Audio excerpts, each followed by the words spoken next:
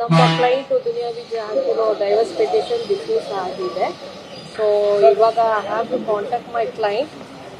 Next step ಏನು ಮಾಡಬೇಕು ಅಂತ ಅವ್ರ ಹತ್ರ ನಾನು ಮಾತಾಡ್ಕೊಂಡು further will take the step.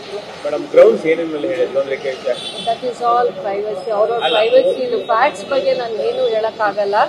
Because already ಅವರು injection ತಗೊಂಡಿದ್ರು.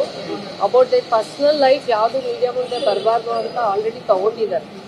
So I am not suppose to talk about the facts of the case. Only the judgement ಏನಾಗಿದೆ ಅಂತಂದ್ರೆ ಇವತ್ತು ಅವ್ರು ಹಾಕಿರೋ ಪೆಟಿಷನ್ ಡಿಸ್ಮಿಸ್ ಆಗಿದೆ. I will contact my client. Further most probably we may go for high court. ನೋಡೋಣ.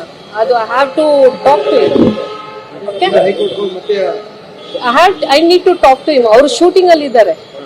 Okay, he is not yet receiving my ಕಾಲ್.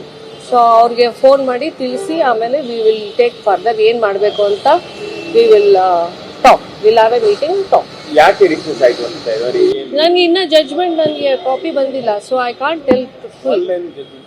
ಇಲ್ಲ ಇಲ್ಲ ಇಲ್ಲ, ಫ್ಯಾಮಿಲಿ ಕೋರ್ಟಲ್ಲಿ ಯಾವುದು ಹೊರಗಡೆ ಬರೋದಿಲ್ಲ, online. We are trying to contact him. Okay, is in the shooting. So his priority is his children's future. That is his priority now. So ನೋಡೋಣ ಅವ್ರದ್ದು ಏನು ರಿಯಾಕ್ಷನ್ ಅಂತ ನೋಡೋಣ. But as on today what I could feel is his priority is nothing to bother is the front of kids future. ಓಕೆನಾ? ಅರ್ಜಿ ಏನಂತ ಇತ್ತು madam?